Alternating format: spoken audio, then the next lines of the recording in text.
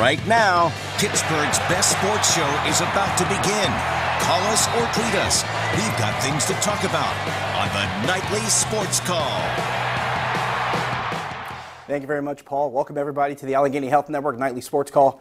I'm Josh Taylor, in tonight for Bob Pompiani. There's quite a bit going on in this particular day in the city of Pittsburgh that's sporting related. We got the Penguins wrapping up now the hockey field game with the St. Louis Blues. Of course, the Pirates played today, and then, of course, the Steelers are in Chicago, and probably that's where the bulk of the discussion, at least that's what I'm expecting, to come out of Chicago with the Steelers and the Bears. And for all intents and purposes, there's quite a bit to unpack with everything that took place today, not only in Chicago, but also around the NFL. So what we will do is we'll get into all the particulars. We'll talk about all the, not all, but at least the finer points of the game, or maybe the not so fine points of the game, if you will.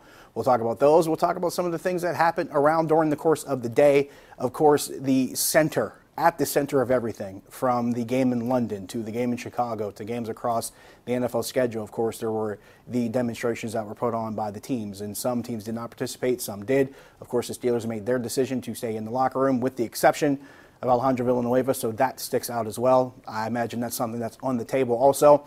We are taking your phone calls, 412-575-2600 on the Borders and Borders hotline. Also taking your tweets at Josh Taylor HD. Now, we know there's a lot to unpack here. We know there's a lot to talk about. So here's what we're going to ask everybody.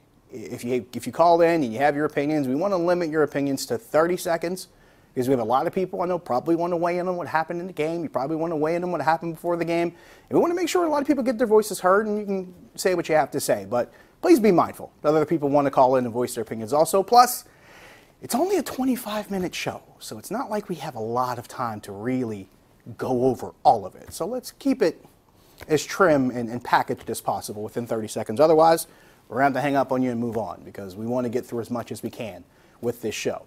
Let's start about what happened during the game. Going into this game, and this is something that I actually talked about this morning on 93.7 The Fan, the Steelers had a record of 1-11 coming into Chicago. So if you knew some of the background and particulars of this series and this matchup, you knew they had won one time there since 1936. So it wasn't really a surprise to maybe not expect a Steelers victory. Maybe it's the way it happened that probably sticks out a little bit more.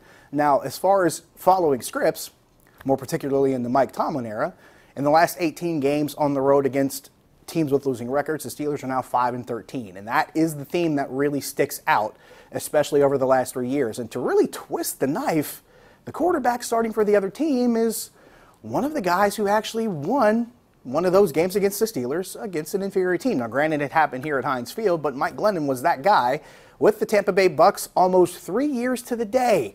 It happened, I believe, on September 28th of 2014, so almost just 4 days away from the 3-year anniversary of him doing that with the Tampa Bay Bucks here in Pittsburgh against the Steelers.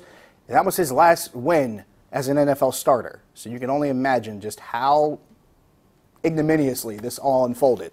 But the way this game came into place, of course, injuries at the outset of the game, no Marcus Gilbert. During the game, you lose Ramon Foster with a hand injury. That becomes a problem. You lose Sean Davis later on the defensive side. So the offensive line banged up. The issues I thought were piling up with the running game as far as being able to find maybe some comfortable things for Le'Veon Bell. He eventually finished the game 15 carries for 61 yards, so a decent average of 4.1. So if you look at the 3 games with Le'Veon Bell stacked up, you had not a lot of production in the first game, maybe some volume, but not average, and this time a little bit more average. But the offense and, of course, the defense, we will get into the defense as well. We got to take a break here. We come back, we'll talk the defense, we'll talk the game, and anything else you want to talk about. Stick around.